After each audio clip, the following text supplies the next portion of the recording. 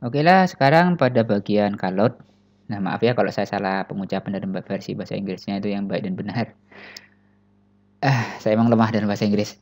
Oke, di bagian kalot di sini itu berhubungan dengan penyisipan ya. Kita pilih terlebih dahulu misalnya pada bagian untuk mengaktifkan ya. Pilih pada bagian videonya, kita pilih pada bagian ada di kalot. Nah, ini untuk tanda panah.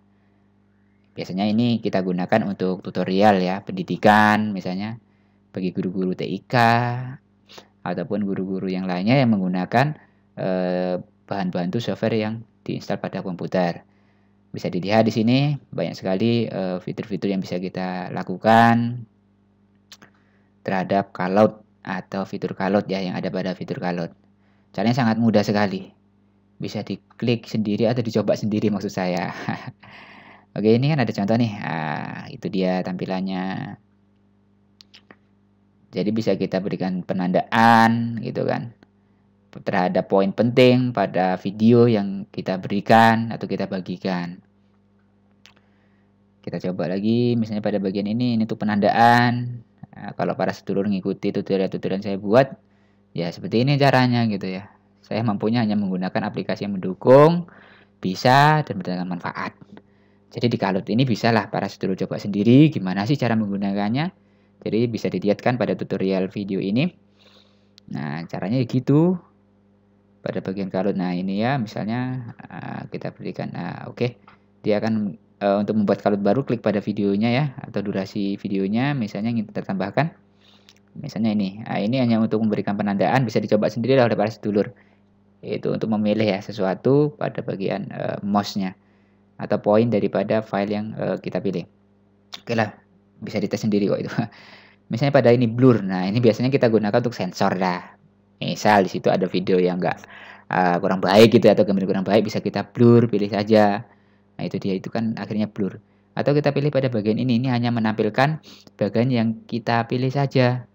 Nah, gitu bisa dilihat kan tampilannya yang lainnya tidak akan terpilih secara otomatis itu ya. Hanya itu. Jadi nanti hasil videonya ya fokus pada bagian yang kita pilih saja atau kita tentukan. Nah, itu juga bisa kita ganti kok warnanya. Warna pendukung untuk tadi ya, pengefekan pemilihan area tertentu. Cukup mudah lah di sini. Nah, bisa diganti warnanya. Oke, kita coba lagi untuk yang lainnya misalnya ini belum memberikan tag. Nah, ini kan. Wah, pokoknya gampang. Merubah warna, merubah jenis tag, ukuran tab. Ini nggak jauh beda seperti di Word lah. Di tengah, di pinggir, begitu kan. Agak di bawah, tebal, italik, atau ada garis bawahnya, dan sebagainya. Bisa para sedulur coba sendiri. Ya, biar lebih paham. Kemudian pada bagian ini ya, pemberian kontrol. Ini fungsinya adalah, misalnya kadang kita membuat tutorial nih, pada Microsoft Office Word untuk menampilkan print, misalnya kita gunakan Ctrl P. Ini tekan aja. Pilih pada bagian tadi ya, fungsi kontrol. Nah, itu dia kan. Kemudian kita klik pada bagian ini ruangan untuk kontrolnya. Nah, itu dia. Bisa dicoba sendiri lah.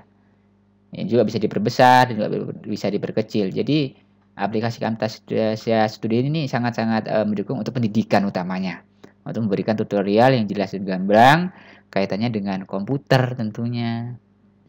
Nah, bisa juga dimodifikasi lah, dikembangkan.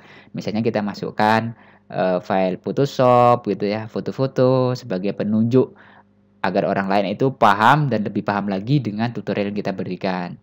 Sehingga murid kita, saudara kita, atau kita sendiri ketika membuka ulang file tutorial yang sudah kita buat, itu bisa tercerahkan. Jadi itu aja sedikit keterangan tentang kalau terima kasih dan selamat mencoba untuk para dulur semuanya. Dan semoga hasil tutorialnya itu sangat luar biasa sehingga sangat memikat dan mudah untuk dipelajari.